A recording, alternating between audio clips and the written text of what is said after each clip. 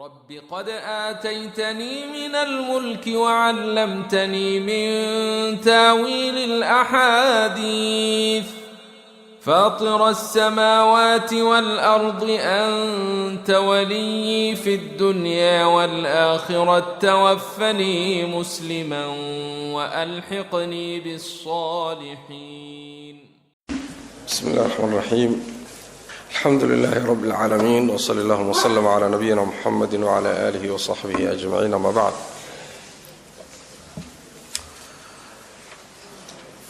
فيقول المؤلف رحمه الله تعالى: باب التنفل قبل الجمعة ما لم يخرج الإمام وانقطاعه بخروجه إلا تحية المسجد. وحبابي هي التنفل سنيسي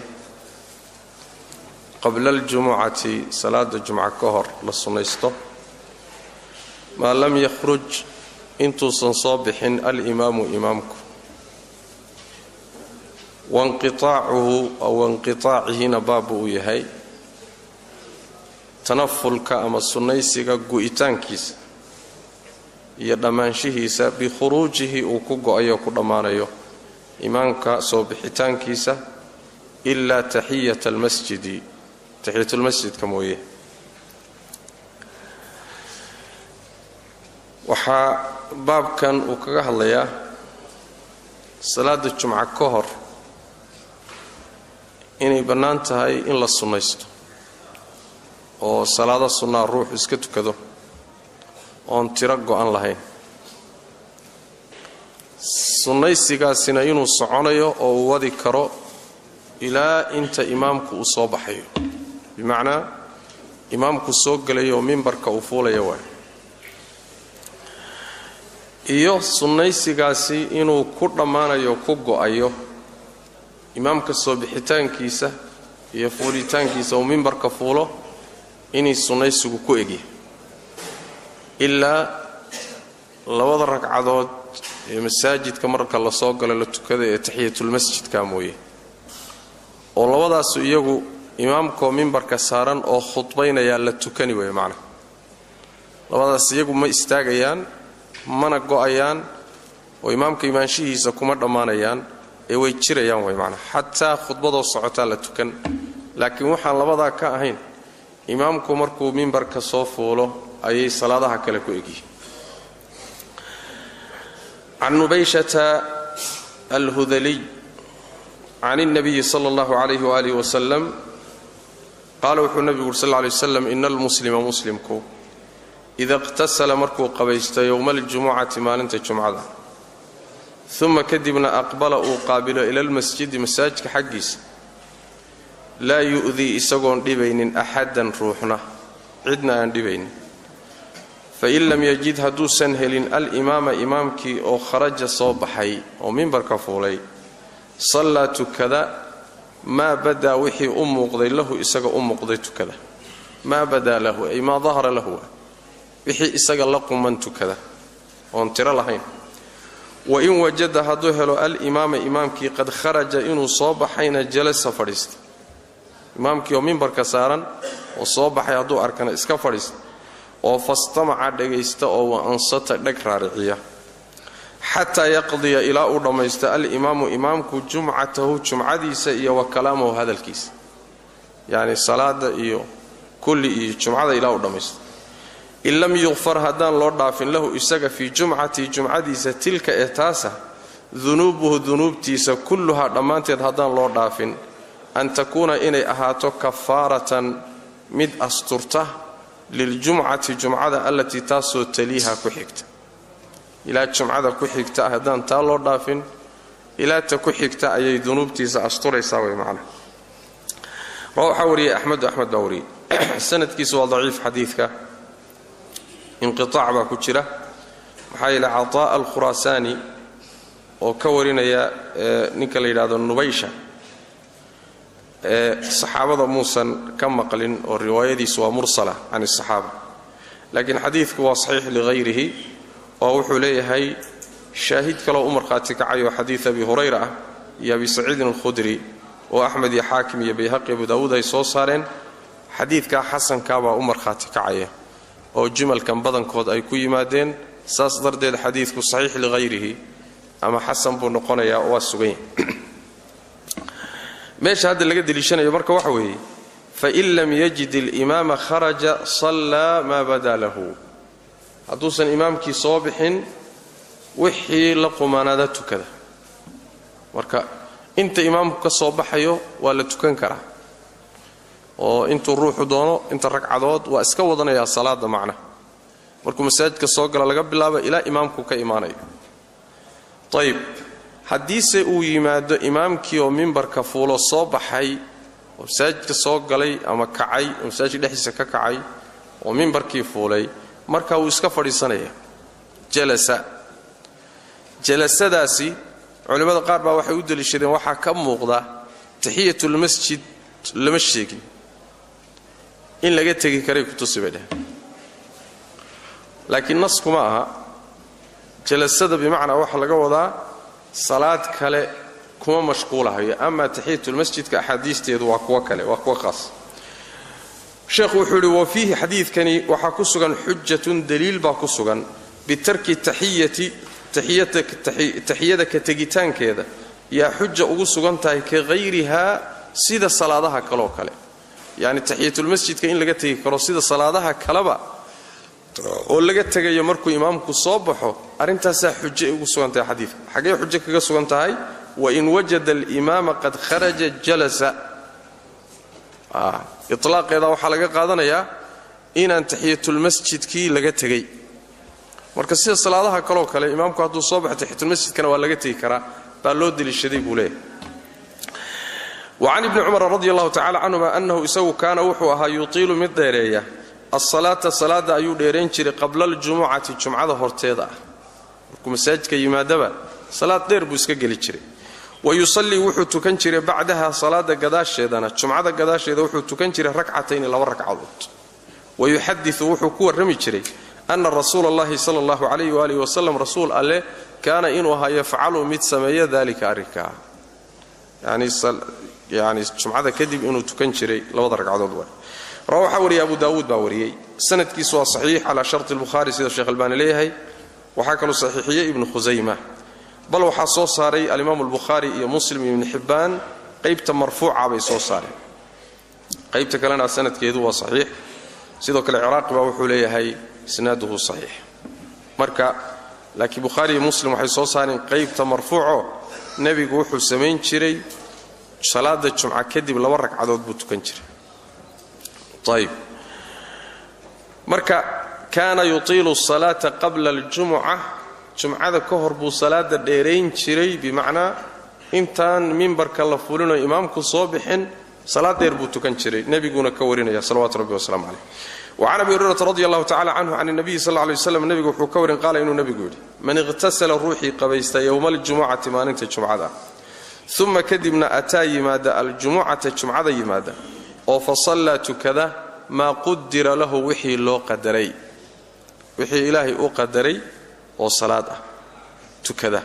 ثم كدبنا أنصت لقيستو دكرارعية وحكى الله أنكم مشغول الإمام كسفي عنه لقيست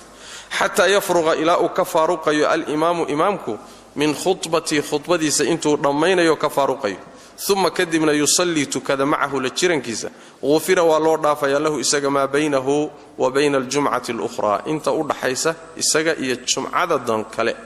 jumcada kale tasosocot وفضل 3 أيام iyo 3 bari dheeraadkood 3 bari oo dheeraadana waa la siinay rawahu muslim 3 bari waxay ka iimaanaysaa lianna alhasanata bi10 amthaliha yani ruuxu adoonku markuu wanaag la yimaado markay u yartaa 10 goor baa loo laban laabay marka dambi dhaafku jumcada dambi dhaafkeedu 10 bari dambi dhaafkood waa marka jumca ila jumca waa 7 3 bari oo ziyadana saasay ku iimaanaysaa macna hada meesha laga dalishanay xadiidka qaabku u dalishanay waxa weeyaan fa salla ma qaddara lahu wixii loo qadaray tukada jumcada ka hor meeshaas marka imaamku intuu soo bixin salaadaas waa iska furanta salaadaas way furanta tayib waxa la diidan yahay laga doodayo waxa weeye marka imaamku minbarka ku fariisto aadaanku dhaco aadaanku markuu dhaco aadaanka oo waxa weeyaan mimbarka marka la fuula aadaanka masaajidda qaarkood laga aadaamay aadaan Uthman ma inuu tagi doona caawa aadaanka marka la fuulo mimbarka la fuulo la aadaamo oo imaamku khudbadii isu taagayo halkaasi wax salaada kuma jirto oo sida salaadaha kale la mid ma laana salaadaha kale duhurka iyo marka la aadaamo inta wali salaadii la gelin ayaa waxa jira sunnooyin ka horeeya salaada jumcadu marka malaha sunno sidaas oo kale halka ku jirto qabliya oo salaada ka horeeya malaha طيب laakiin waxa jira inta aan la aadaamin imaamkuna soo bixin baa la tukan karaa inta aad rabto taas marka waa sunno iska mutlaqa iska furan way markaas طيب وعن ابي سعيد الخدري أن رجلا نبا دخل قلي المسجد مساجك صقل يوم الجمعة مالنت الجمعة ورسول الله إسقى رسول الله صلى الله عليه وسلم على المنبر ككركي سويه فأمره مركاسو أمر النبي أن يصلي إنو تكذو ركعتين إلا وركعتو إنو تكذو رواه الخمسة تبا ورسي إلا أبو داود مويه وصححه وحصحيه الترمذي ولفظه ترمذي لفظه سوحوي أن الرجل نبا جاء يمد يوم الجمعة مالنت الجمعة في هيئة قاب كيمد أن الرجل نبا جاء يمد يوم الجمعة مالنت الجمعة يمد في هيئة قاب كيمد بذة أو بساسا يعني قاب يراها ليتو رفات كم مقضى أي كيمد والنبي صلى الله عليه وسلم يخطب خطبين سقوا النبي خطبين فأمره وحو أمري النبي صلى الله عليه وسلم فأمره النبي أمري فصلى ننكي وحو تكذي ركعتين لو ركعات والنبي صلى الله عليه وسلم يخطب خطبين النبي سو خطبتي كجرو أمري أو تكيري النبي الصلاة دي كجرونا ننكي انتو استاغي بتكذي طيب حديث كاسي وحديث حسن وصحيحة ومحوها هاي تلمامية إن لو وضع ركعات تحية المسجد كأه حتى هذه خطبة الصعوة أن لقد تجين عدي مساجد كسوق شو إسكفر يسطو كتكتنا إنه إمامك أمره أو تكرهه عمر بن الخطاب رضي الله تعالى عنه وأرضاه سيدا سوكال سوغن السميو أساغن سوغ خطبة أوتاغن بو أمر سيو يري ما واتصوت هذا عثمان بو أمرمولاني واتصوت هذا هذا وات إسكفر يسطو أيو كير مركا يعني وحويان لوضع ركعدود تحية المسجد كو أيها النبي صلى الله عليه وسلم وأمرج وهذا كان يقول يصرح وحو عضينيا بضعف ما روي وحي اللوريي ضعيف نمديسة أنه إساق النبي أمسك إنه كإستاغي عن خطبتيسة إنه استاجيي حتى فرغ إلى أرضما يستينين كاسي عن الركعتين لوضع الركعدود إلى أرضما يستين حديث كني wuxuu ku cad yahay nabigu markuu labada ragcadood tukanayay nabigu khudbadiisu way socotay ninku markuu labada ragcadood tukanayay baan ka wadaa khudbada nabigu ma joojinina way socotay waxa laga qaadanayaa fa salla rak'atayn wan nabiyyu yakhutub laba ragcadood buu tukaday isagoo nabiguna khudbadiisii wata halka xadiiskaasi wuxuu daciifinayaa buu yiri arrin xadiis kale la wariyay oo tilmaamaya sheegaya in nabigu sallallahu alayhi wasallam ninka tuka markuu yiri khudbadii uu joojiyay ilaa uu dhamaysanayay salaadiisa kaasi inuu daciif yahay buu xadiiskana ku tusaya xadiidka uu ishaarayana waa xadiisu Anas Darqutni ma soo saaray oo wuxuu leeyahay wa amsaka عن الخطبة حتى فرغ من صلاته خطبتي بو نبيغو جوجيي الى انكي صلاتي دمايستي وانا ضعيف سيده الشيخ او شيغي ومرسل ضعيف هو marka khudba looma joojinine sawna salaadiisi buu tukanay nabiguna khudbadii buu waday salawaatu rabbi wasalaam alayhi وعن جابر رضي الله تعالى عنه قال وحور دخل وحا سو غلي رجل نبا يوم الجمعه مالنت الجمعه سو غلي ورسول الله اسقوا رسول الله صلى الله عليه وسلم يخطب خطبينيو فقال مركز النبي وحور صليت وما تكتي قال وحور لا ما قال وحور فصليت ركعتين لو ركعتك رواه الجماعه باوريس وفي روايه كلو waxa ku sugan إذا جاء هدو يماد أحدكم متكين يوم الجمعة مالنت الجمعة والإمام يخطب إسقوا إمامك خطبين falyarkac ha tukado rakcatayni laba ragcadood waliyatajawaz ha fududeeyo ha khafiifiyo fiihimaa dhexdooda yacni yuusan ku dheeraanini wixii uun arkaan iyo waajibaad ah ee ha gaabiyo yuusan dheeraynin wey macnaha rawaha waxaa wariyey xadiidkaasi axmed baa wariyey wa muslim wa abu daawuud wa fii riwaaya kale waxaa ku sugan idaa jaa'a hadduu yimaado axadukum midkiin yowma aljumucati maalinta jumcada waqad kharaja isagoo uu soo baxay alimaamu imaamkii falyusalli ha tukado rakcatayni laba ragcadood muttafaqun calayh waxaa la mida xadiidkaasi xadiid abi qataada oy sitadu soo saareen oo uu nebigu leh sal ly waslam idaa dakhala axadukum almasjida falaa yajlis xataa yarkaca rakcatayn midkiin hadduu masaajidka soo galo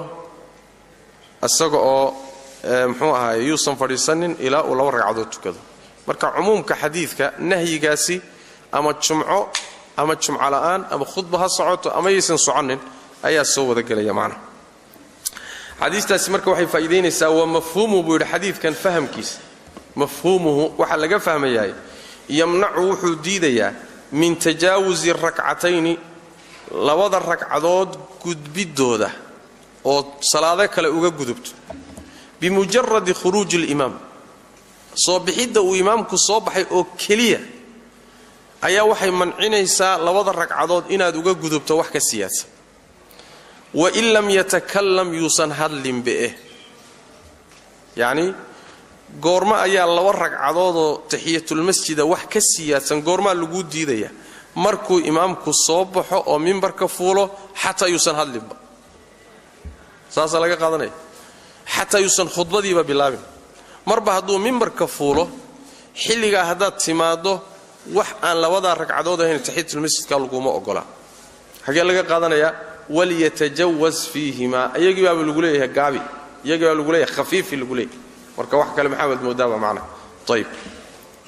wa fii riwaayatin waxaa ku sugan can abi hurayrata wa jaabirin laga warinaya qaalaa waxay yidhaahdeen jaa'a waxaa yimid sulayk alghatafaani ninkaas magacaale baa yimid warasuululahi isagoo rasuul alleh sal lay waslam yakhtubu uu khudbaynayo faqaala lahu markaasuu wuxuu ku yidhi nebiga sal lay slam faqaala nebigu wuxuu yidhi lahu isagoo ku yidhi asallayta miyaa tukatay rakcatayni laba ragcadood qabla an tajii'a intaadan imaanin hor laba ragcadood soo tukatay intaadan imaanin qaala wuxuu yidhi laa maya qaala nebigu wuxu uhi sal lay slam fasalli waxaad tukataa rakcatayni laba ragcadood tuko watajawaz khafiifi fiihimaa dhexdooda rawa waxaa wariyay ibnu maajah wa qaala wuxuuna yidhi isnaaduhu sanadkiisu iqaatun waa rijaalu isnaadihi iqaat maxaa idin qoraalka rijaaluhu iqaat sooma ayib xadiidku waa xadiid saxiixa laakiin jumlada ah qabla an tajii'a jumladaasi waa jumla shaada oo daciifa waay jumladaasi waa jumla shaada oo daciifa saas daraaddeed ba alxaafid almizi wuxuu leeyahay waa tasxiif ruwaadda qaarkood baaba ku khaldamaya xadiidkaba ka mid maaha sidoo kaleeto ibnu taymiya shaykhulislaam ibnu taymiya iyo ibnulqayim iyo shaykhulalbani intuba waxay leeyihiin jumlada iyadaa qabla an tajii'a waa jumla shaada oo xadiidka turuqdiisa saxiixa kumayna imaanin ariiqa ayay ku timid waana yani jumla daciifa waay haddee taxiyatulmasjid hadday yihiin masaajidka markuu yimaado unbuu tukan lahaa intaadan imaanin ma tukatay waa laba ragcadood oon taxiyatulmasjidkii ahaynoo meeshaad ka soo tagtay ma kusoo tukatay waay marka waxay u noqon karaan bay leeyihiin laba ragcadood oo ka horeeya jumcada oo raatibo qabliye ah qoladaasaa daliishanaya laakiin waxaa daliilkoodu uusan u istaagayninba jumlada ay qabsadeen oo qabla an tajii'a ah baa daciifa oo shaada ah mar hadday daciifo tahayna mas'aladay ku duldhiseenna waa daciifa kullu maa buniya calaa daciifin fahuwa daciif saas way macnaha marka ma sugno oo sax ma aha xadiidkuna waa xadiidka sulaykin alghatafaani muslim iyo keyrkii baa soo saaray jumladaasina kuma jirto axaadiistaasi waxay faa'iidaynaysaa in taxiyatulmasjidka mar walba la tukan laakiin ayna jumcadu lahayn sunno ka horaysa oo raatibo ah oo aadaanka iyo salaadda u dhaxaysa ma jirto ya masaajidka banaankiisa wadada aad tukanaysaa tahiyatul masjid masaajid baa lagu tukadaa hadda wadada ku tukanaysaa masaajidka meel ka baxsan tahiyatul masjid lagama rabo iska fadhiiso طيب inayna salaada jumcadu lahayn sunna raatibo oo ka horeyso aadaanka iyo salaada u dhaxaysa ayaa waxa qaba al-Imam Malik iyo Ahmad ibn Hanbal iyo asxaabu Shaafi'i laba waji bay leeyihiin waj kamida wajiyadu بعض أهل العلم waxay leeyihiin sunnada way sugayaan laakiin ahadiistay u dalishanayaan ama waa dhaif oo ma sugna ama waa ahadiis sugan laakiin kuma cadda meeshay u dalishanayaan sida raajixa jumcadu raatiba qabliya malaha saasa صح طيب باب ما جاء وحي من باب يها في التجميع جمعيسغا قبل الزوال قرحد انت ينزورين لا جمعيستو وبعده يقرحد markay zuusha kadib wuxuu meeshan kaga hadli rabaa salaada jumcada waqtigeedu waa goorma ma sida salaada dhuhur ayay la waqti tahayo qorraxdu markay leexato xagga dhankay u dhacayso wax yar uga durugto bartamaha samada oo iilato ma marka baa waqtiga jumcadu bilaabanaya sida dhuhurka kale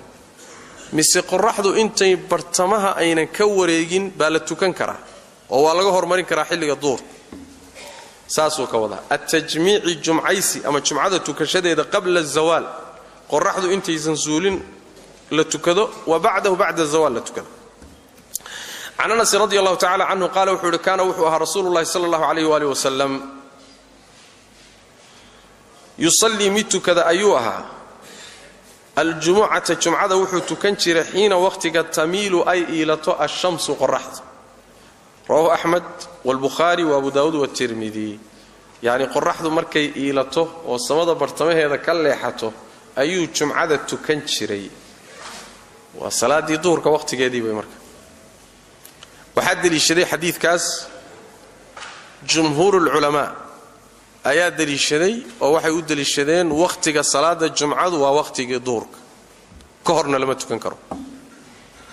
sidaas ay qabaan jamaahiirtooda وعنه وحلقه ورينيا أنس قال وحوري كنا وحنه نصلي كوتو كذا مع النبي قال تشيرنكي صلى الله عليه وسلم إذا قرت اشتد أودرنا البرد قبو بكربوا أها مد محوها يودك دقال لصلاة الجمعة صلاة الجمعة يعني وقت قبل لو يسكتوا كان شريوان بكر الصباح ضروري تجي شري معها بكور كوحلقه وضع هذا يعني الصلاة لأول وقتها بكر ودقدق جري لصلاه الجمعه الجمعه ودقدق جري ثم كدبنا نرجع ونقون جرنا الى القائله قيلوشغان اسو نقون جرني او فنقيل مركاسان قيلوشن جرني رواه احمد باوري والبخاري قيلوشغا waxa la yiraahdaa waa nasiinada la sameeyo maalinki ya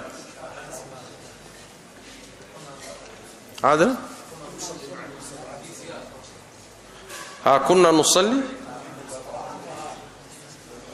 كنا نصلي مع النبي صلى الله عليه وسلم إذا اشتد البرد بكر لصلاة الجمعة إذن مقر متكلم ما كوري أي مقرني كانت كيف متك إذن قر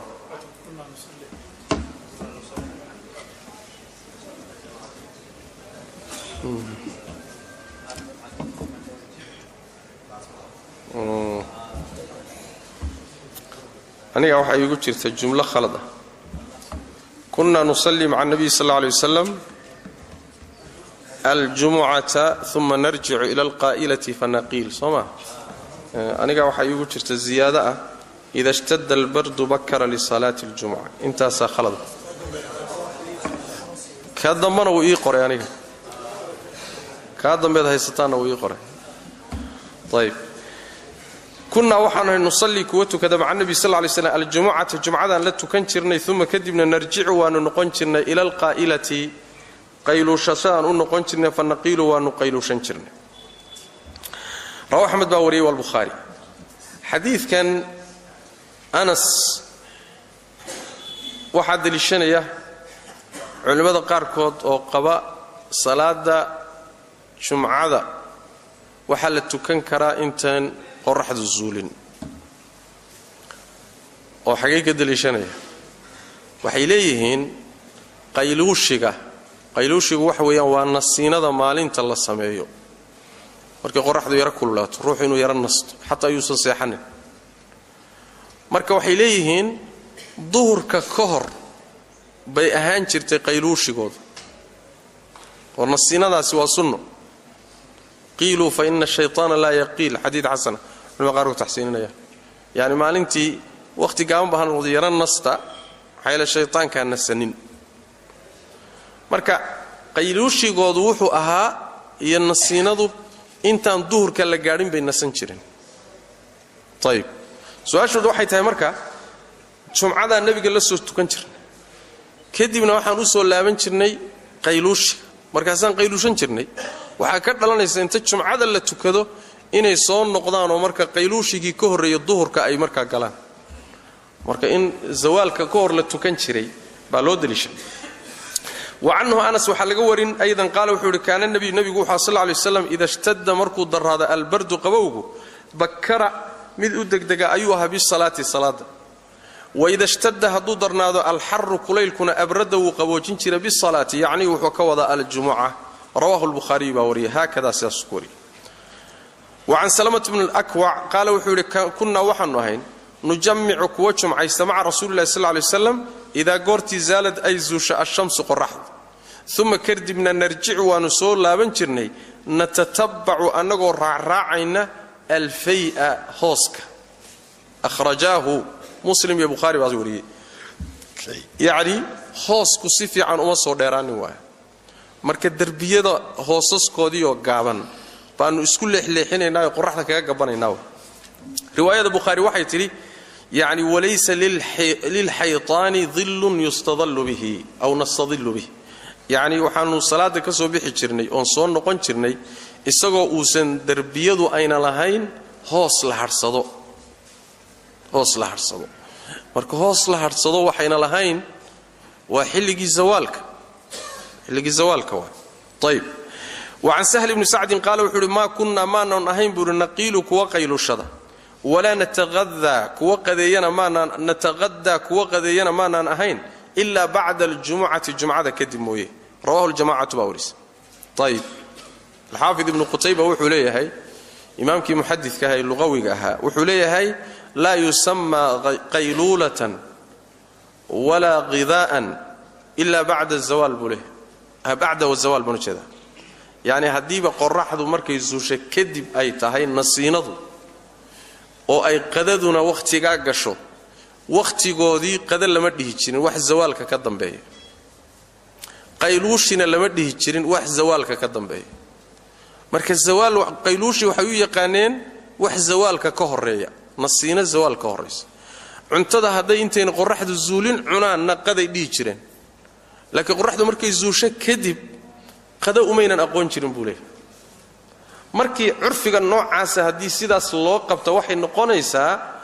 intay salaada jumcada soo tukadaan ayadoon qorraxdu zuulin ayay hadana qadayn jireen oo ay qayluushan jireen kullina waxa soo dhawaay dhacayaan intayna qorraxdu ayna zuulin oo duurka xilligiisa la gaadho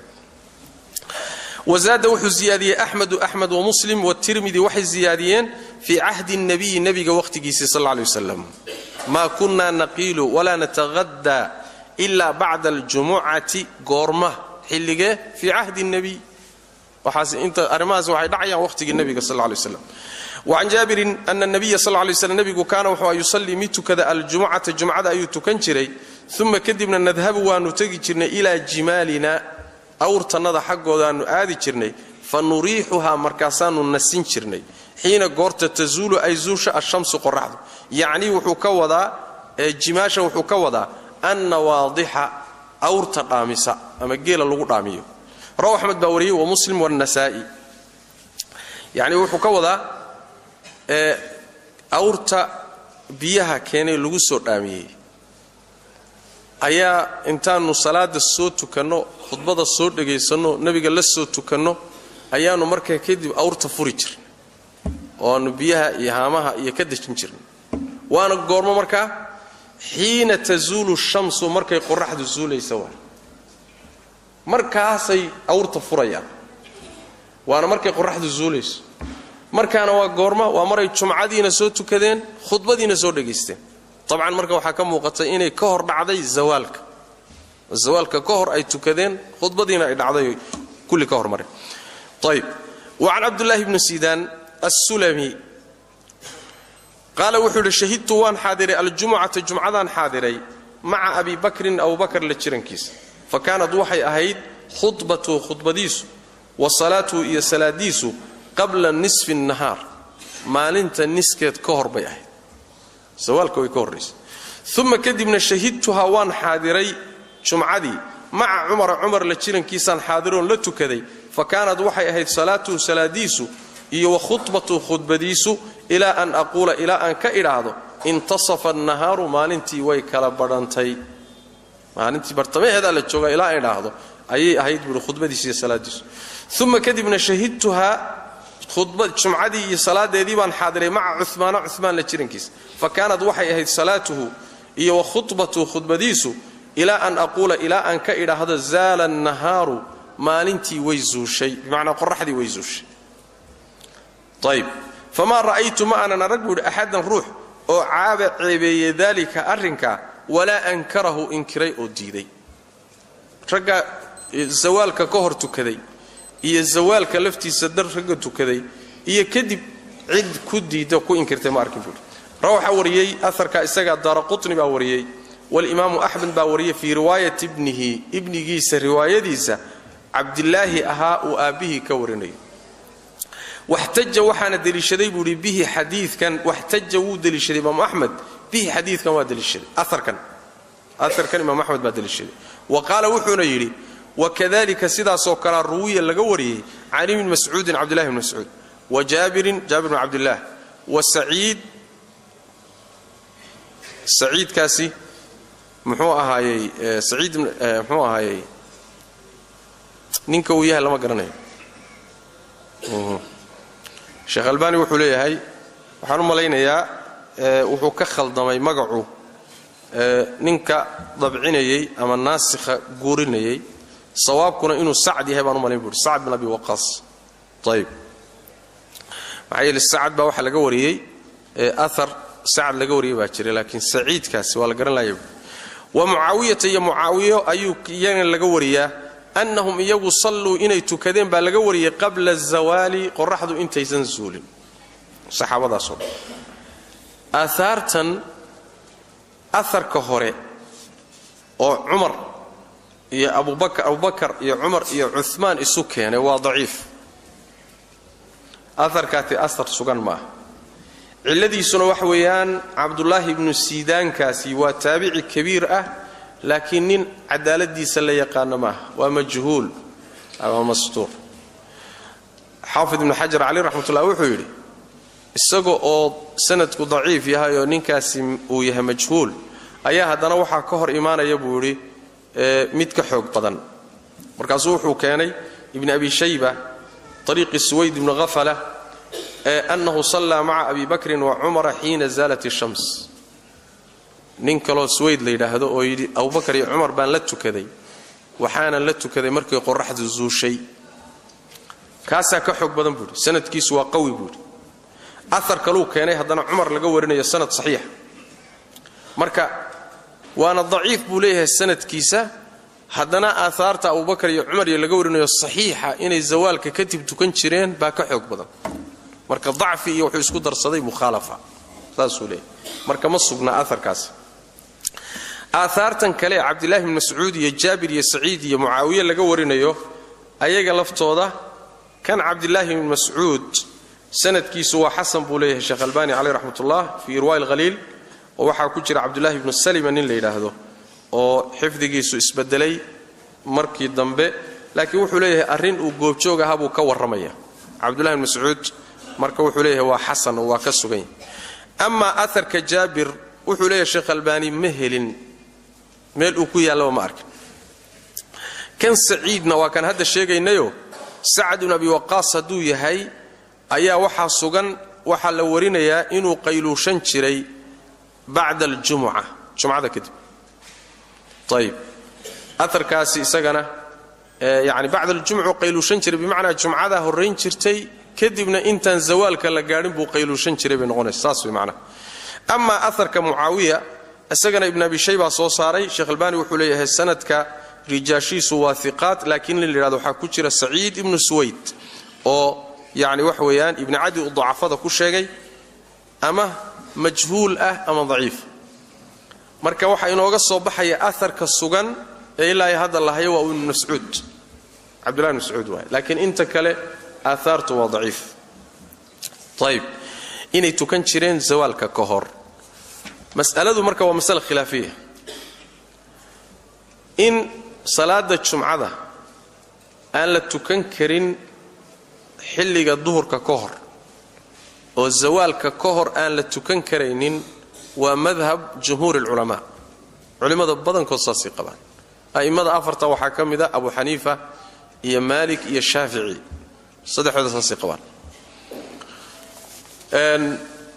al-imam ahmad alayhi rahmatullah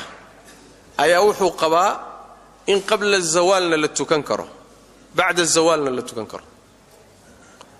wa madhhab ta'ifa min ahli al-ilm sidaas waxa rajaxaya ba'd al-ulama wa mu'asirinta sheekh albani iyo ibn uthaymin iyo saasi rajaxayaan oo waxay leeyihiin hadii ka hor la tukadana waa sax waxaadiistu way ku soo aroortay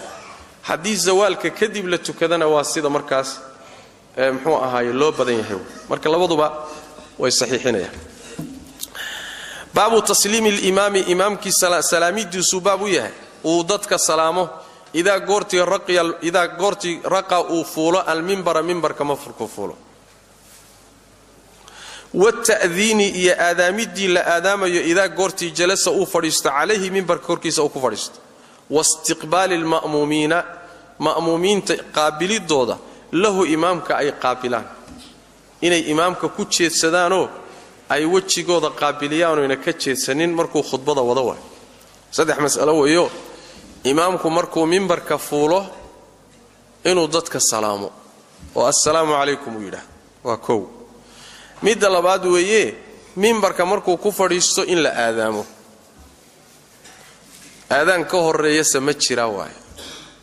mise aadaanka un minbarka marka la fuulo kaliya taa jira tasaddexaadi wax weeyaan markuu imaamku minbarka fuulo khudbaynayo inay dadka meesha ma'muumiintii isaga ku jeedsadaan oo ina dhinacyaha u jeedsanin ama ina yani u daba jeedinin عن جابر رضي الله تعالى عنه أن النبي صلى الله عليه وسلم كان وحوها إذا قرتي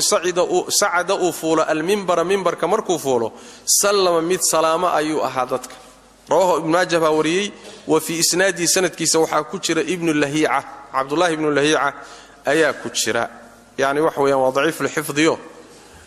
كتبتي ساكا قبتي كدي من أحوائي ساكا دحياعي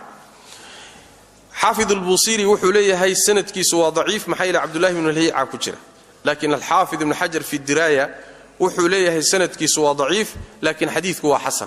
شاهد بولي معنا كذلك سيدا سوكلو شيخ الباني ليه حديثك هو حسن بولي سندك ضعف بها كجرة لكن وحوليه هاي شواهد ومرخاتك عيس وحوجنيس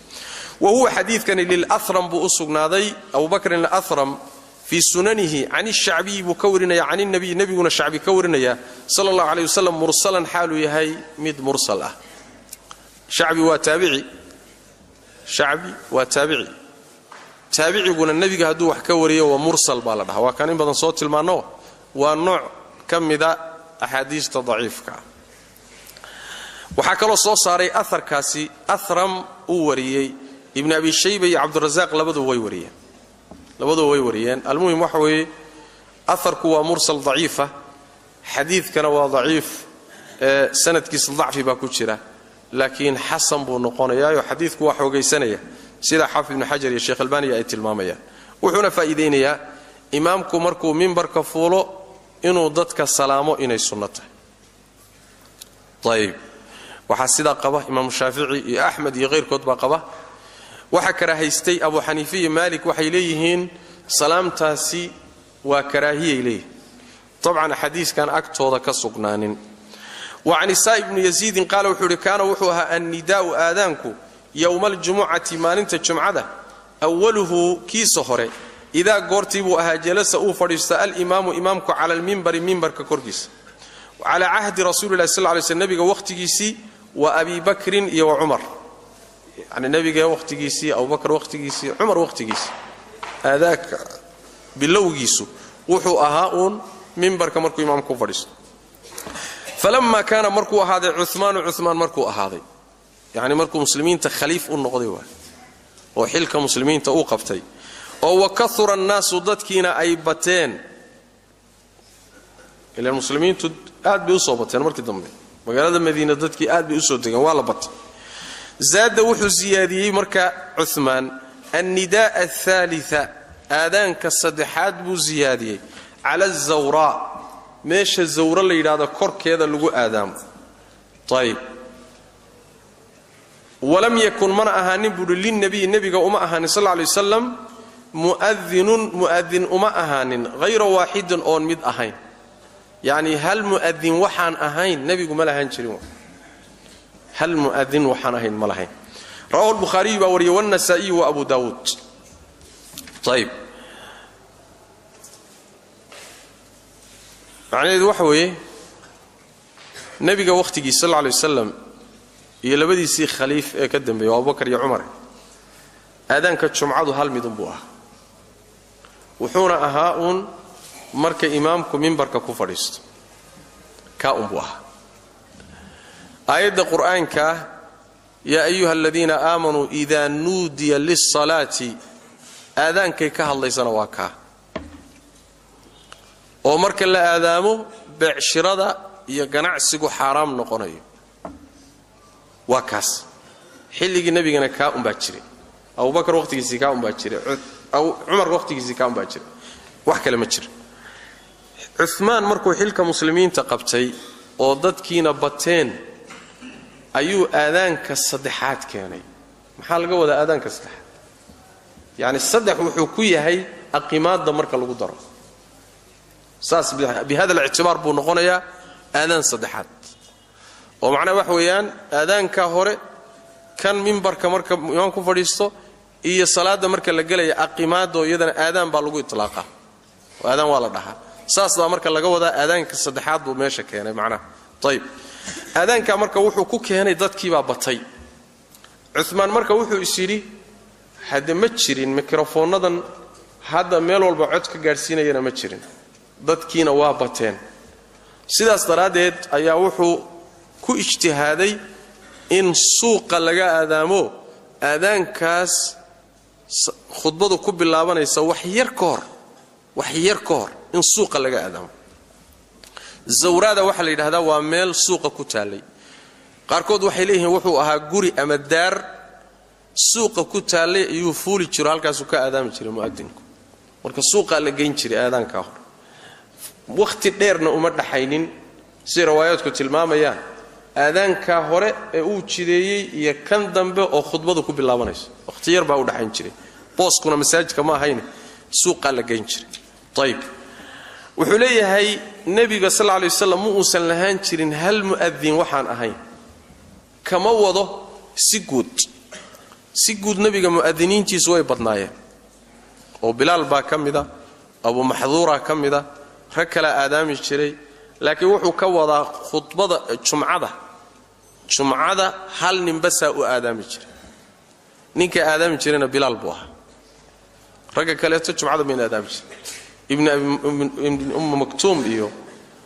abu mahdura iyo ragii kale muadiniinta ah meel kale iyo salaado kale ka aadaami jireen amma salaada jumcada hal nin ba aadaami jiray oo ahaa bilaal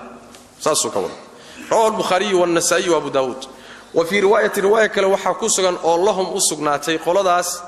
بخاري والنسائي وابو داود أسغناتي وحا ايضا كوسغان فلما كانت مركي اهاتي خلافة عثمان خلافتيسي او وكثروا ددكو اي بتين ايا امر وحو امري عثمان وحو امري يوم الجمعة مالنت الجمعة بالاذان الثالث اذان كصدحات بو امري فاذن مركاسو اذامي فاذن ولا آذامي bihi isaga cala zawraa'i meesha zawra lilaado korkeeda lagu aadaamay fa thabata wuu sugnaaday al-amru arrinkii cala dhalika arrin sida korkeedu ku sugnaaday fa thabata al-amru cala dhalika waxa laga wadaa amarkii khaliifadu soo saaro aadaanka siyaadada ah ayaa waxa la gaarsiiyay deegaamadii iyo magaalooyinkii dawladda hoos iimaanayay marka sidaas lagu caamimay saas lagu qaatay arrin marka sugnaatay bay noqotay laakiin xagee ka soo bilaabatay ijtihaadu Uthman bay ka bilaabatay ka hor ma jirin way macna saas weeyaan wali ahmed waxa uu sugnaaday wan nasaa'i waxa uu sugnaaday kaana wuxuu ahaabay dhan bilaalun yu'adhinu mid aadaama ida goorti jalasa uu fadhiista nabigu sallallahu alayhi wasallam ala al-minbari minbarka horkiisa markuu ku fadhiisto wayuqimu aqimi jiray ida goorti nazala nabigu uu minbarka ka soo dago minbarka markuu ka soo dagana salaadu aqimi jiray markuu minbarka ku fadhiistana salaadu aadaami jiray waxa kale soo saaray atharkan waxaan u jeedaa riwaayadan Ahmad iyo Nisaa'i Abu Daawud iyo Ibn Khuzaymah iyo qeyrkood baa soo saaray waana xadiis saxiix ah tayib ujeedada hadda laga leeyahay meeshan waxa weeye muxuu ahaayay laba qodob weeyaan horta aadaanka Uthman uu siyaadiyay xukumkiisu muxuu yahay midda labaad weeye aadaanka quraanku sheegay waqtigii nabigana jiri jiray ahkaamtu makaasay ku xidhan tahay mise kan horena way ku xidhan tahay ahkaamtu oo baaciish iyo wax kala iibsiga iyo inuu xaraan noqonayo fas'au ila dhikrillahi ma aadaanka dambe ku xidhan tahay mise kan hore tan dambe jamaahiiru ahli ilmi waxay qabaan aadaanka quraanku sheegayo waa kii jiri jiray waqtigii nabiga sallallahu alayhi wasallam waana kan khudbadu ku bilaabanaysa imaamku minbarka markuu fuula kaas baa beecu ku xaraamoobahaya fas'au ila dhikrillahi ka laga wadana waa isaga iyo khudbadii iyo jumcadii iyo salaadii oo ka dambaysa sidaas daraadeed quraanka iyo ahadiista nabiga sallallahu alayhi wasallam aadaanka Uthman dibbu ka yimido xadiisna ma sheegin aayadna ma sheegin saaswi laakiin waa khaliif khulafaa ar-rashidin kamida ijtihaadkiisa waa ijtihaadaad noocaasna way lahaan jireen Abu Bakar baa lahaa oo Umar baa lahaa oo Uthman baa lahaa oo Ali ibn Abi Talib baa lahaa tayib qodobka labaad waxa weeye xukumka aadaanka Uthman muxuu yahay culimada qaar waxay qabaan maadaama uu ijtihaadu khalifa yahay nabiguna yiri sallallahu alayhi wasallam fa alaykum bi sunnati wa sunnati al-khulafa'i ar-rashidin al-mahdiyyin min ba'di nabiguna sidaa yiri aadaanka Uthman hal qaato sidiisi hal loo wado wa ra'yu kathir min ahli al-ilm wa qaarna waxay leeyihiin xikmadii iyo ciladii aadaanka uu u jideeyay Uthman haday jirto aadaanka hal loo wado haday xikmadii iyo ciladii meesha ka baxdana hada al-hukmu yaduru ma'a illati wujudan wa 'adama xukumka iyo ijtihaad ama ijtihaadi ha noqdo ama nas ha ku yimaade xukumka hadii la garanayo sababtii cilada loo jideeyay ciladii markii la helana xukumkii waa la heli hadii ciladii meesha ka baxda loo jideeyayna xukumkiina waa inuu meesha ka baxo saas daraadeed waxay leeyihiin cilada saxda waxa weeyaan dadkii baa batay haday bateenna aadaanku inuu gaari waayo codku gaari waayaa laga baqay sidaas daraadeed ayaa aadaanka suuqa loo geeyay ilaan mikrofoon ma jirin haddii mikrofoon la helay oo hadda codkii aadaanku uu meel walba gaadhayo waxay leeyihiin ciladii Uthman u jideeyay meesha waa ka baxday marka oo imaahan codka dadka la gaarsiiyo Soomaaliya oo kan masaajidkaaba meel walba ku dhacay hadda haday mikrofoonadii meel walba gaarsiinayaan te sababtii iyo ciladii ma jirtee meelaha aan mikrofoonada lahayn ee codku uusan dadka gaadhaynin meelahaas oo kale aadaankii Uthman sababtii iyo ciladii baa jirtee hal aadaamo meeshii codka masaajidku dadka u wada gaadhayana ama way yar yihiin sidii waqtiga nabiga oo kale sallallahu alayhi wasallam dadku way yar yihiin Abu Bakar iyo Umar oo aadaanka mikrofoon bayuusan ahaanina wada gaadhi kara ama mikrofoonadaaba jiro oo dadkii wada gaarsiinaya markaas oo kale aadaanka Uthman loo baahan ciladiisii sababtii waa meesha ka baxay sidaasi ayay qaar kood leeyihiin almuhim warka murtidiisu waxa weeye waxa laga hadlayay ma mashruuc ba mise mashruuc ma laakiin cid laaziminayso dhahaysa illa waa laazim hadii laga tagana bid'a lagu dhacay taasiyada waa tajaawuz waay xad gudub waay cidii ka tagta diintii bay meel kaga dhacday oo bid'ay gashay sida wadaadada qaarkood ay la shiriimaadeen masaladaas mas'alad xasan maxaa yeelay Uthman markuu jideeyo ku ijtihaaday laftiisa la isku raacin saxaabo badan baa diiday waxa kamid ah Ali ibn Abi Talib radiyallahu ta'ala anhu arda markuu xilka uga dambeeyay Uthman markii intii hore oo dhan caasimadu waxay ahayd Madiina waqtigii nabiga sallallahu alayhi wasallam Abu Bakar Umar iyo Uthman ba caasimadu Madiina ah xilligii Ali ibn Abi Talib caasimadu waxay u wareegtay Kuufa u wareegtay oo Kuufa maqarkiisa ah Ali ibn Abi Talib xilligiisii aadaankii Uthman ee hore uu joojiyay halkii aadaanay nabiga iyo Abu Bakar iyo Umar buu soo reebay asagu soo khaliif ma ya laba khaliifo Uthman ka horeysayna ma jirin aadaankani khaliifkii ka dambeeyo Ali ana ma jirin طيب ninka saddex khaliif raacay iyo ninka hal khaliif raacay kee wata geesita ya sunnadii nabiga iyo xadiistiisina waa dheerta maxaa ninkan marka saddex khaliif raacay nabiguna u dheer yahayna bidci ka dhigay kan kalena sunni ka dhigay soo wax la yaab lama saxaabadii nabiga sallallahu alayhi wasallam baa laftoodu athar badan ka sugantay waxay ka sugan Abdullah ibn Umar ibn Khattab radiyallahu ta'ala anhu warda ibn Abi Shayba soo saaray atharkiisa bi sanadin sahih wuxuu leeyahay Abdullah ibn Umar al-adhan al-awwal yawm al-jum'ati bid'ah aadaanka hore maalinta jumcadu waa bid'o yaa dhahaya waa Abdullah ibn Umar waa Abdullah ibn Umar waa wadaad hadda jooga ma wahabina ma wahabi ma waa Abdullah ibn Umar waa saxaabi wuxuu leeyahay waa bid'o waxay ka sugantahay sidoo kale Hasan al-Basri imaamkii taabiciga ahaa ibn Abi Shayba soo saaray atharkiisa bi sanadin sahih isaguna wuxuu leeyahay aadaanka hore jumcadu waa muhdath waa shay dib laga keenay Abd al-Razzaq baa sidoo kale soo saaray bi sanadin sahih Abdullah ibn Zubayr waad garanaysaan isagana marbu khaliif ah marbu wuxuu ka talin jiray Makka iyo dhulkan oo dhan buu khaliifka la doortay Reebani Umayya dilay markii dambe oo kala wareegay intuu khaliifka ahaayo dhulka ka talinayay Abdullah ibn Zubayr halkii aadaanay nabiga sallallahu alayhi wasallam bas la aadaami jiray aadaanka hore kama jirin agtiis ayadana bi sanadin sahih bay kaga sugan tahay Abd al-Razzaq iyo qeyrkii baa soo saaray markaan u nimaadno madaahibta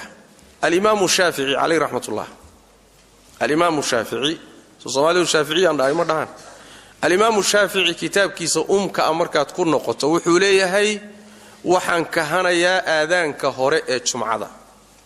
waxaanan jeclahay in lagu gaabsado aadaankii jiray waqtigii nabiga sallallahu alayhi wasallam waa Imam Shafi'i waa kitaabkiisa طيب بعد الإمام الشافعي هدو يماد وداد شافعي أو يلاهدو محوء هاي لوضب هلا آدامه صح واجتهاد لكن إمامك قول كيسي واكن ووحو ليه هاي وحنش عليه السنة يا إن لقو قابسدو آذانكي وقتك نبيج هل كآذان بس ورقادات شافعيتي هنا دا شافعي وكا هدي آثارك للراعي روتا عدي ضحي سواء آذامين نايو خليف كيبان نراعينا إن لا يلاهدو بدعة التي بالسحمة ها آذامو آذان كوري ها آذامو كاللوادها كدرو أقيماتها كدرو وبالله التوفيق هوته لنا التبديع ما يوم مسألة اجتهادية لكن waxa laga rabaa isagana halkii aadaaninka ku gaabsaday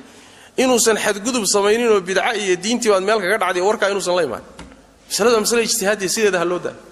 maxaa dhibo ku jira sooma bil munasaba waxaan idin xusuusi waxay ka mid tahay masaajidkii waagi laga dooday jaamica moos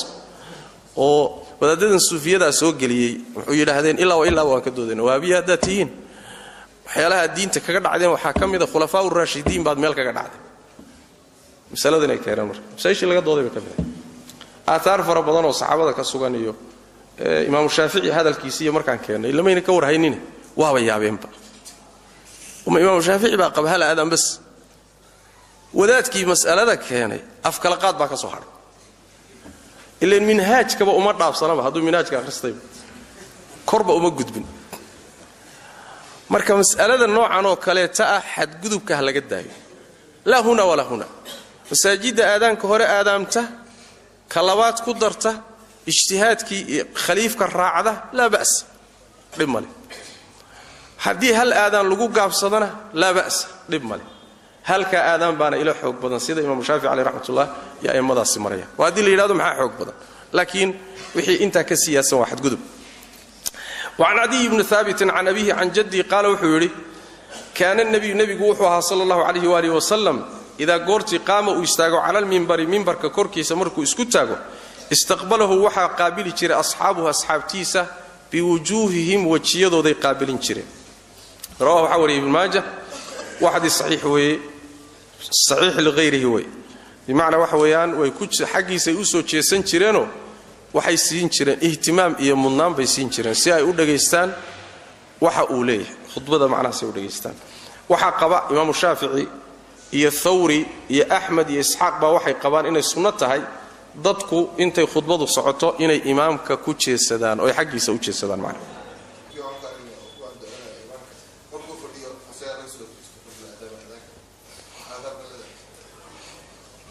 بمعنى مؤذنك markuu aadaamayo oo imaamkuna minbarka saaran yahay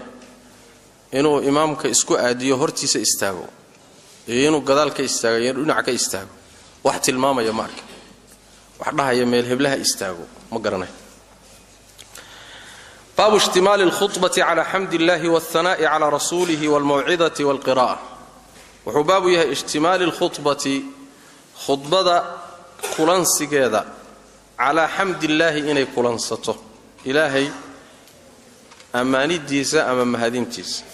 والثناء أماني على رسول كيسا كور كيسا لا أمانة إني كولانساتو والموعظة وعدين دتك الله وعدية إني كولانساتو والقراءة إيا أخرين قرآن كالله أخرين خطبة قضبة اللو بهاي إني كوي تمادو أما أي كسو أرورتو أيو كهالله يايو خطبة وإني كوي تمادو هرت إلهي والله مهد عليني وخطيبك وإنو إلهي ومهد علي رسولك أمانتي صلى الله عليه وسلم يعني والثناء على رسوله ويعني إن لقرأ محوها هاي رسول نمدي سئيو فضلك سئيو وحي لمد إيو ددك أولا وعديو ومركاسي وحدنا هذا كصابسان يا مصالح ذو الدينات يا الدنيا لجواني وحلوغ الشيء iyo inay khudbada dhexdeeda ku timaado aayado quraan oo la akhriyo oo khatiibku aayado akhriyo meel ay kalaam arimahaas uu ka hadlay عن أبي هريرة رضي الله تعالى عنه عن النبي صلى الله عليه وسلم نبي وحكور قال نبي إنه يلي كل كلام هذا الكستا أو لا يبدأ أن لقوا باللاب فيه دحديثة بالحمد لله الحمد لله أن لقوا باللاب فهو هذا الكاسي أجذم ومدقعا ومدقعا روح وري أبو داود وأحمد بمعناه مثل معنى أبو وري حديث كاسي سيابك لنا وكوي ماذا كل أمر ذي بال لا يبدأ فيه بالحمد لله أو بسم الله روايات كالقدس أو بذكر الله فهو أجذم أبتر إلى آخره وكوي ماذا حديث كاسي والسوق خلافسيه مسوغان هي هرتا طرق بدن بوله لكن طرق دي هل طريق او فيو ما جرو طريق كست مقال با كجرا هذا با كجرا لكن waxa la isku khilaafsan yahay markay duruqdiisu isu tagtagaan ma isxoojin kara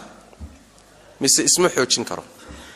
بعض اهل العلم waxay leeyihiin oo muhaddisiinta uu isxoojin oo xadiidku xasan buu soo gaari kara qaarna waxay leeyihiin ma aha wax tabar isku kordhin karo isxoojin kara ma aha waa dhaif xadiis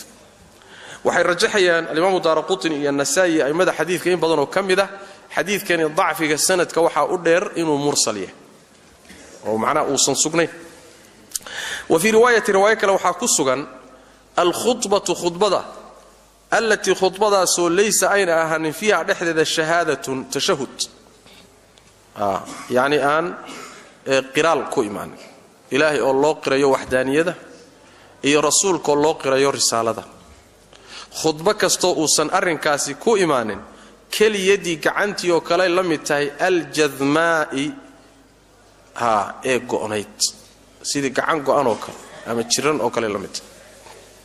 oo jidam ku dhacay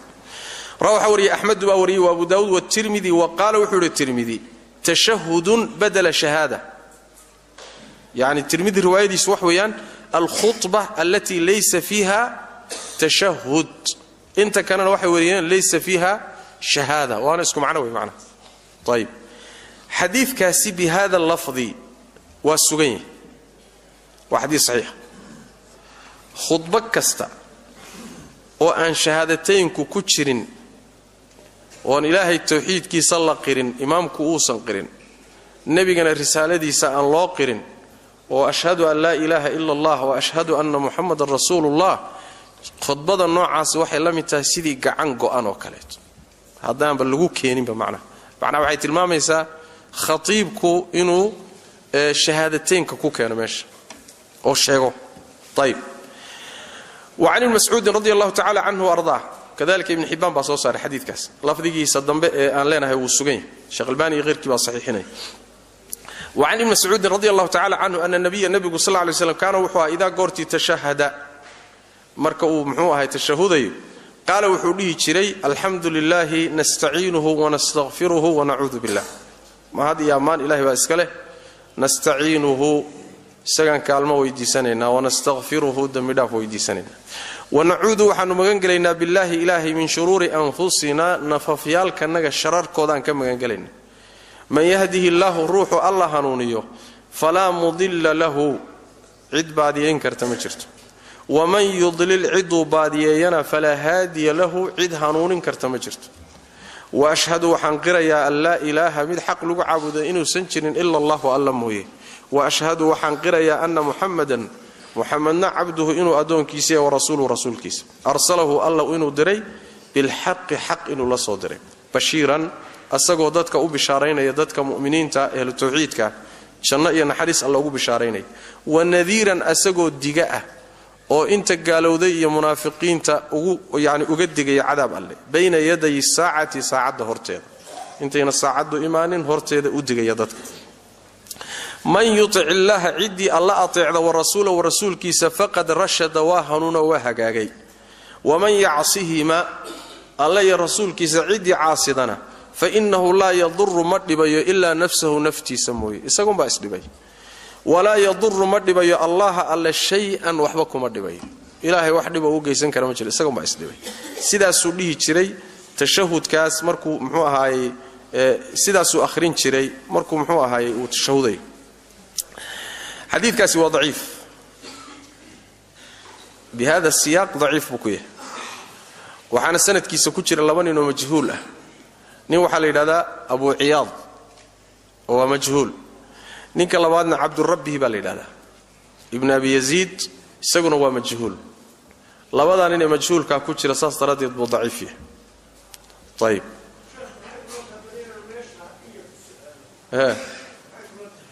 هاي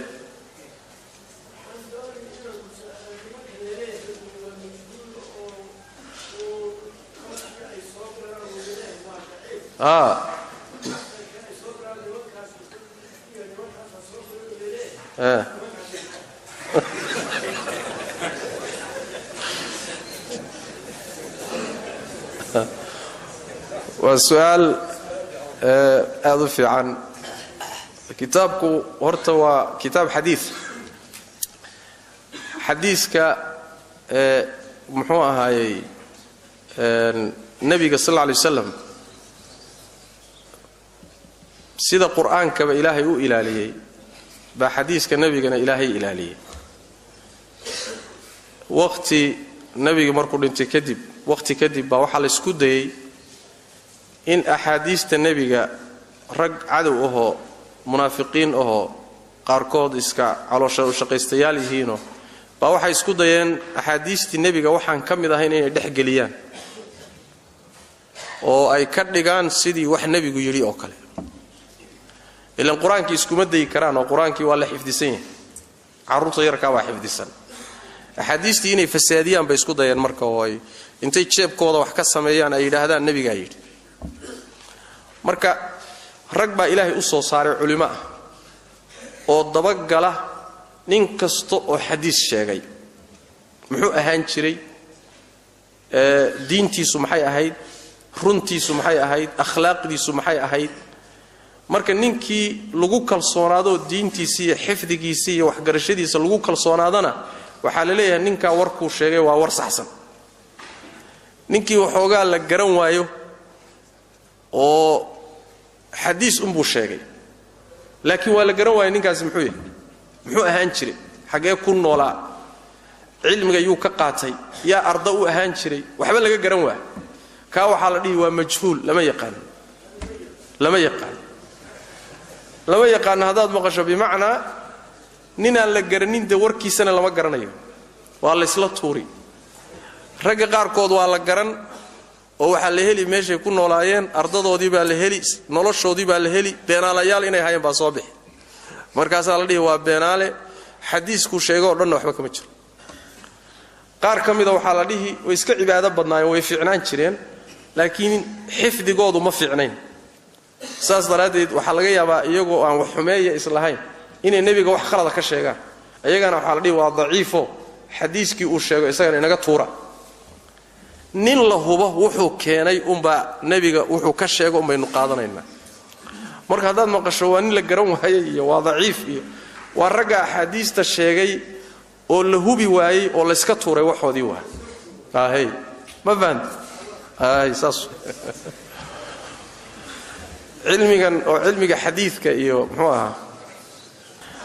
hebel waa daciif iyo muxuu ahaayay waa fiqa iyo waa majhuul iyo waa cilmu khaas waa cilmi caam ma laakiin idinka waa daciif iyo waxaas idma khuseeye waxaad ka qabsataan muxuu ahaayay mas'ala hebla waa sida iyo mas'ala hebla sida ma ama xadiiskani waa daciif iyo waa saxiix iyo ma sugna iyo muxuu sugnaan waayay iyo waxa iska la dalabatul cilmiga iska raasuma raga meesha fadhiya labaho dadna waa dad caamo oo masaa'il inay ka faa'iideystaan rabo ragna waa rag kitaab wato oo doonaya kitaabka waxa ku qoran bay inay ogaadaan maxaa ka jira maxaa saxsan maxaa khaldan marka saas ay kaliya hadda goor baan xusuusnahay waxaan akhrisanaynay naxwadaan akhrisanaynay marka masaajid sidan oo kala abu sheekh noogu akhrin jiray marka oday weyn oo bedel la dhigi jiray waa nin duqo 70 jir ah marka masaajidka safka hor u fadhiistaayo meeshuu iskaga digriyaa kitaabka naxwada marka la akhrinayo marka dhagtiisa ku dhacaysa meeshan uu fadhiyaa waxa dhagtiisa marka ku badatay miisaalka ama tusaale ah daraba zaydun amran zayd baa wuxuu garaacay amr daraba zaydun bakran zayd hadana bakar buu garaacay war zaydkan imtixaanka dadkii eber ka dhigay muxuu yahay bule oday zaydkan oo dhigi cabka oo dadkii dhameeyay way socotay oo markii dambe waxa la soo maray misaal dhahaya daraba amrun zaydan amr baa zayd garaacay markaas wuxuu yiri aleelahay maanta zayd horta hala garaaco zaydkii dadka laayay aleelahay maanta nin garaacay ba hadii la helo waa ku sugay buu marka hada naxwadan iyo luqadan iyo waxan asaga ma fahansana laakiin dagaalanka iyo garaacistan iyo intan uu ka fahmay marka cilmiga kale cilmina waa cilmi khaas waa cilmina waa cilmi caam طيب وعن ابن شهاب رضي الله تعالى عنه عن ابن شهاب رحمه الله تعالى أنه سئل وحل ويديه عن تشهد النبي التشهد كي صلى الله عليه وسلم يوم الجمعة ما لنت الجمعة التشهد كاسي معها كي التحيات كما تشهد كاسي زانت النبي هذا الخطبة اللي قبل الله وانا يلا قوضها معنا طيب فذكر وحو شيء نحوه حديث كامد لمذا كاهر ابن مسعود لقوريني وقال وحو نجري ومن يعصهما فقد غوى ماشى ويري ومن يعصهما فإنه لا يضر إلا نفسه يا ابن الشهاب روايتي سوحوا لي ومن يعصهما فقد غوى qawa wa habaabay waa lumay rawaahuma waxa wariyay labada xadiisba atharkan ibn shihab iyo xadiidka ibn mas'uud labadaba waxa wariyay abu daawud baa wariyay kadalika bayhaqi waa soo saaray rijaashiisu waa thiqat laakiin waa mursal kan dambe ka horna waa dhaif baan yani waa mursal ibn shihab wa tabi'i saghira saas taradeed waxa sida ku cileeyay al-mundhiri haafid al-mundhiri ya sheekh albani intuba macna xadiidkaasi marka ma sugna laakiin waxa sugan nabiga sallallahu alayhi wasallam waxa la yiraahdo khutbatul haaja markuu doonayo inuu hadal jeediyo hadalkiisa wuxuu ku furfuran jiray innal hamdalillahi nahmaduhu wa nasta'inuhu wa nastaghfiruh wa na'udhu billahi min shururi anfusina taasa sugan marka khutbatul haaja la yiraahdayo hadaladiisa dhan buu ku furfuran jiray markuu dars jeedin rabo muhaadara jeedin rabo baashi jeedin rabo taasu isticmaali jiray macna taas marka way suganta laakiin sidana kan hada abdullah ibn saud aan sheegnay waa dhaif kalaftiisa lafdho oo ah wa nastahdihi iyada lafteedu ma sugna wa nastahdihi ma sugna laakiin inta kala sugna طيب وعن جابر بن سمرة قال وحوري كان وحوها رسول الله صلى الله عليه وسلم رسولك وحا يخطب مد خطبيوها قائما اسغو تاغن ويجلسون فريسن جيره بين الخطبتين لبدا خطبه انت ودخايسا ويقرأ وحو اخرين جيره نبيغو ايات ايادو اخرين جيره ويذكر وحو حسوسين جيره ددك الناس ددك الله ايو حسوسين جيره رواه حوري الجماعه الا البخاري والترمذي الترمذي بخاري مويه خطبه ان تاغني لغو اخريو oo loo ogolayn inuu fadhiisto ruuxu waa madhab oo jamaahir ahli cilmi ay qabaan labada khudba dhexdooda in la fadhiistana imaam shaafici wuxuu yiri waa waajib laakiin jumhuurtu waxay qabaan fadhiga labada jumca u dhaxaysay waxaan u jeedaa labada khudba u dhaxeeyay waa un sunna mooyaan waajib ma sida waa sidii jamaahirtu qabaan imaam shaafici baa waajibinay طيب aayada quraana in la akhriyo oo khudbada inay aayada quraana ku yimaadaan inay laazim waajiba tahay shaafici baa qaba jumhuurtu waxay qabaan waa un sunna ee waajib ma hadan hal aayadna lagu akhriyo oo xadiis bas ama wacdi kaliya lagu akhriyo laazim ma ah bay qabaan shaafici waa waajibinaya طيب labada khudbo inay waajib yihiin sidoo kale imaam shaafici baa ku tagay imaam shaafici labada khudbo waa waajib jumhuurtu waxay qabaan labada khudbo waa un sunne laakiin hal khudbo dadka lagu waaniyo ayaa baa laazima labada khudbo laazima wada aha saasay jumhuurtu qabaan kulli masaa'ishaas oo markaa masaa'il isku khilaafsan wa anhu jabir ibn samura waxa laga warinaya aan nabi sallallahu alayhi wasallam nabiga wuxuu ka warin annahu kana nabigu wuxuu ahaa la yutiilu midaan dheereenin al-maw'idata wa'diga yawm al-jum'ati maalinta jumcada waanada iyo khudbada muusan dheereen jirin maalinta jumcada inma hunna ayagu kalimatun wa kalimooyin yasiratin ama kalimatun yasirat wa kalimooyin yaryar kalimooyin fudud waa طيب رواه ابو داود با wariyay waa hadith hasan way hadithka waa hadith hasan wacdiga waxa laga wadaa khudbada mawcidada waxa laga wadaa khudbada muusan dheereen jirin ee kalimaad kooban ayuu ka dhigi jiray nabiga sallallahu alayhi wasallam طيب waxaan u tagi doonaa darsigeena insha Allah ta'ala habeen dambe baabka soo socda yaani waxa weeyaan salaado la dheeriyo khudbado la gaabiyo inay ay kamid tahay calaamaadka lagu garto fiqiga iyo fahamka ruuxa wa annu hisham bint harithah ibn nu'man qalat waxay tiri ما أخذت ما أنا قاضن بيتي قاف والقرآن المجيد يعني قاف والقرآن المجيد سورة ما أنا كقاضن إلا عن لسان رسول الله صلى الله عليه وسلم النبي عرب كي يسموه يكررها وحوها النبي مد العليا أيوه أما يكررها حال العلين يا سورة داسي كل جمعة كست على المنبر ككركي سكوع العلين طيب إذا قرتي خطبة وخط بين الناس ضدك يعني وحويان سورة داسي وحي كمد هاي سورة ده النبي آد وآخرين شري خطبة يعني دمان تدوى ودمان شري رواه أحمد داوريه ومسلم والنسائي وأبو داود طيب يعني suuradoo dhan sababtu waxa weeye suuraddu cajiib weeyo waxay ka warramaysaa oo ay u badan tahay mashaahidda qiyaamo iyo ibni aadamka masiirkiisa iyo in la soo celin doono iyo qaybteeda hore oo ka hadlaysa aayaadka rabbi ee kawniga ah qaybo ka mida iyo sidoo kale qasasul anbiyaa maca aqwaami oo si mukhtasar ah ay u keentay aqwaamtii la halaagay